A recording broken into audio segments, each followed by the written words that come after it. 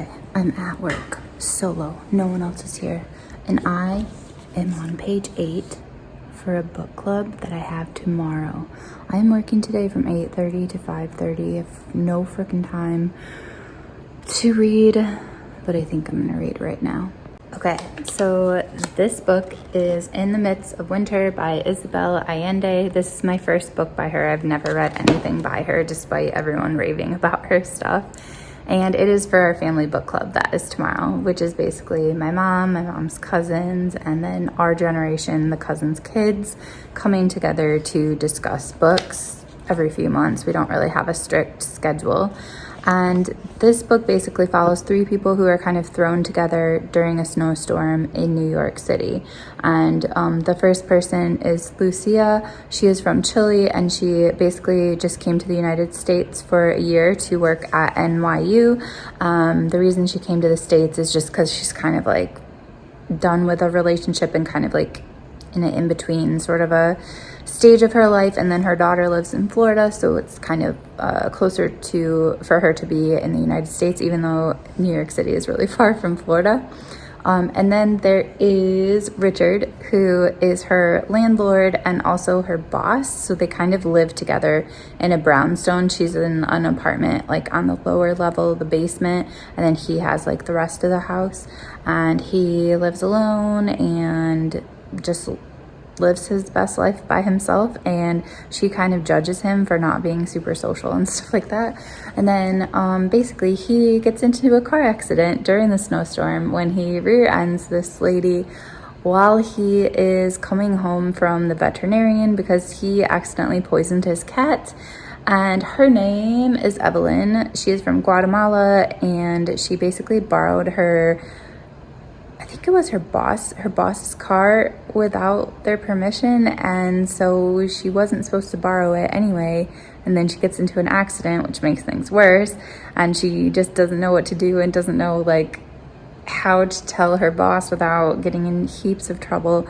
And so she just like ends up on like at the door of Richard's house, and it's late at night, like 10 p.m. when she shows up, and then it just ends up being that all 3 of them are together now because Lucia can like speak Spanish, and so she can communicate with this Evelyn woman, and they're just trying to figure out what the heck to do about this car accident and the snowstorm and all that sort of stuff.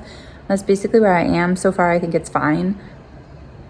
It's not amazing. I'm kind of thinking that the trope is going to basically be a story where somebody is alone and their life is not very exciting, and then they meet somebody and they fall in love, and then their life is wonderful and they are rescued from being single.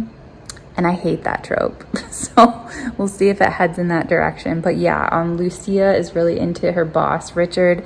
He's not into her, and I just also don't like that power dynamic of someone going after their boss, or the opposite, the boss going after them. It's not something I'm a fan of.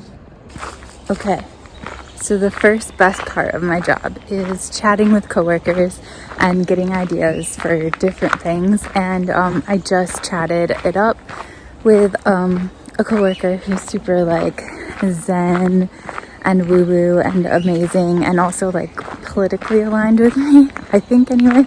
And got tons of ideas for podcasts and artists and just all sorts of stuff like that from her. So that has been really fun. And now I'm just going on a walk, which is the second best part of my job, that we just get to go on walks whenever we want, and it's just part of work. So that's cool.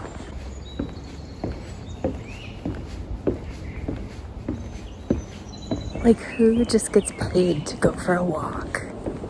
Me. I do.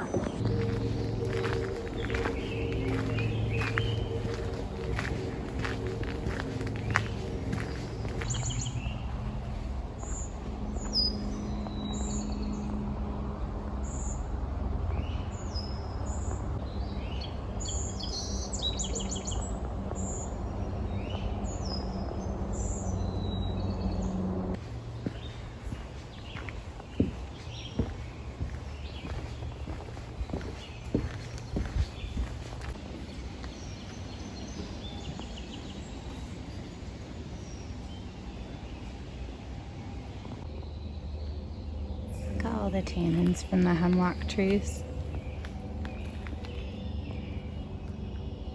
All that rust color is from them.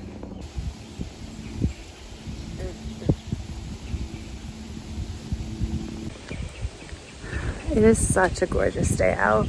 It is probably in the 90s, but it's just a lot more cool, a lot cooler in the shade.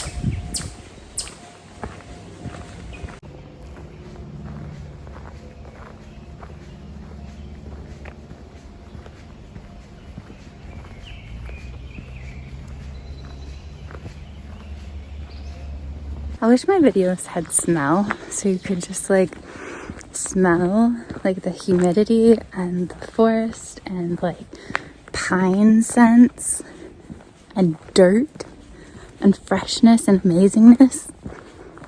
I find it ironic that the book I'm reading takes place in the blizzard and then like I'm out here walking in 90-degree weather. It was not my choice for book club because I wanted something that matched the seasons, but it's what we're reading. So we will see if it cools me down by reading it. So far, no.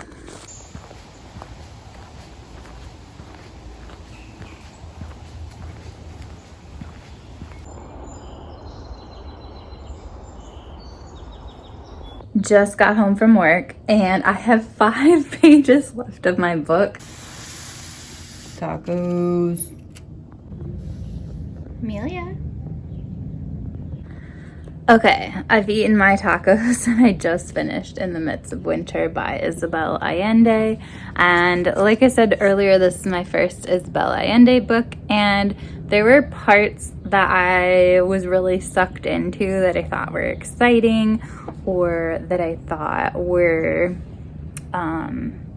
just really good representations, I guess, about what it's like to come to this country from a Spanish-speaking country, because I feel like it's a lot easier to come here from some places compared to others. But overall, I guess the book was just okay. A lot of it seemed like it definitely would not happen. And some of it was like, where did this even come from? Like, it just seemed like all of a sudden something crazy happened. And it's like, is this realistic that like all this stuff would happen? And then basically the main part, like all of a sudden you're kind of involved in a crime. I'll just say that partway through. And I did get it right who was the person who actually committed the crime. But it's just like, where did this come from? And then there's like a love story between 2 of the characters, and like it was kind of mentioned from page 1 that one of the characters was trying to be with the other one. But it just was like, all of a sudden, they just liked each other, and all of a sudden they're just together, and everything is just neatly wrapped up at the end. And I just don't know that I loved it. So I would say maybe 3 stars, 3.5 stars. One thing that was really interesting at the end was I was reading, like, I don't know if it's an afterword or what it exactly is called, acknowledgements. And I didn't realize that every single year, Isabel Allende starts a book on January 8th. I don't know what it is about that date, but basically that's when she starts a book every single year. So this book she started writing on March 8th, or sorry, January 8th. I don't know why I said March, January 8th. And basically the idea came to her because she was in a brownstone with a bunch of family members just hanging out. And they were asking her what she was going to write because January 8th was coming up and she hadn't thought of anything yet. So that is what she thought of. So I don't know. Tell me, should I read more of her? Because right now I'm thinking no. But so many people love like other books that she's written. So maybe like this just wasn't the best one to start with. I'm not really sure. So the story behind this book haul. A few months ago, I went to Chicago and I went to Women and Children First for the first time, which is a bookstore in Chicago. And it's like one of the first like feminist bookstores or something like that. If you have watched Portlandia, They basically claim that they are the bookstore that bookstore is based on in Portlandia. So I don't know if that's true or not, but basically there's a bookstore in Portland and this bookstore in Chicago that kind of debate it and joke around with each other about who was the original interpretation, or the original, you know, bookstore that was based on. So when I went there, I ended up getting a membership, which is I think $40 a year, and you get 10% off, and then on your birthday you get $10 off. Not on your birthday, in your birthday month. And so I kind of joined and completely forgot about it, and it was approaching the end of May, and I was like, hang on, it's my birthday month, I get $10 off of Women and Children First. So then, in order to make my membership worth it, I bought way more than $10 worth of books, which defeats the purpose of the $10 off. I do realize this. Anyway, and then not only that, but the books I got, they kind of fit a theme. So I'll show you what I got. And then this is like my accidental theme of my summer, I think. So first of all, I think the book that started it all was this one. Hang on. The Journals of Sacagawea. So this is what publisher is it? Oh, this is the Milkweed book, and I get their emails. I really love Milkweed books, and so when I saw that this was coming out, I was like, oh, I have to get this, because there's this giant Sacagawea book by Anna Lee Waldo that is one of my mom's favorite books ever, and every summer I try and read it, and every summer I just end up starting where I left off before and reading a little bit more. This is going to be the summer I finish it, which I say every summer. And the reason is because of all these themed books. So anyway, I thought it would be cool to read this and then also finish that other one and then just kind of compare. I think this is like a novel of Sacagawea telling her own story, and I think it's more historically accurate and stuff like that, but I'm not 100% sure. Then I got an Indigenous Peoples History of the United States, which I was telling my friend at work today that I bought, and she said this will blow your mind. So hopefully it will, because I need that in my life. Then I got this book, Carrie, which is a memoir of survival on stolen land, and it is by Toni Jensen. Sorry, I haven't been saying the authors, but I'm curious if anyone has read this and if you liked it or what you thought of it. Really, same for any of these, I'm curious, but I love a good memoir, and I don't think I've read that many by Indigenous people. And finally, The Heartbeat of Wounded Knee, which is like the true story of what actually happened. And yeah, that is by David Truer, who is Ojibwe. So I guess I will be spending some time this summer just reading some of these books and just kind of focusing on just like enhancing my knowledge regarding Indigenous people in the United States. And I also want to finish the Sacagawea book that I started years ago, like I said.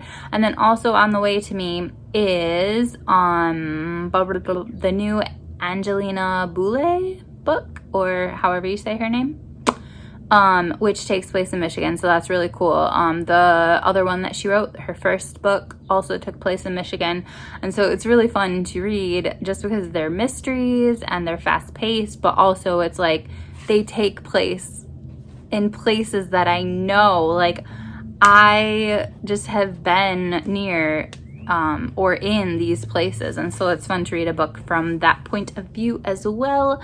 And then there's another book that my friend recommended as well from work today, so I plan to get that from the library, and that's not written by an Indigenous person, but I think there's a lot of kind of Native American, Indigenous people themes and references, and like trying to take this perspective of them that's in that book, and it's called Origin. And I think that it tells like how people first came to what is now America, and about like kind of the history of that, and debunking some myths that people believe. And then I think that she had like a lot of people read her book ahead of time, kind of as like cultural, what is that called, like cultural relevance or cultural sensitivity readers or something like that, just to make sure that she was on the right path. So even though she's not Native American, I just feel that it sounds like she kind of went through a lot that isn't required to make sure that her book is quality and accurate and all that sort of stuff. So I'm excited to read that one too. So it's like I have these plus a few more on the way that I'm interested in getting to. So anyway, I'm gonna wrap this up. Tomorrow's gonna be a busy day. I am working again, and we have our family book club, which luckily I finished the book for. And then we're also celebrating my mom's birthday, and then I have to go back to work afterwards. So loads going on. This week is 6th grade camp. So I'm hoping that my next video can be like me at 6th grade camp and just kind of taking you along with me as I hang out with my kids for like this little stretch at the end of the year. I hope you guys had an amazing weekend or are having an amazing weekend, and I'll talk to you later. Bye.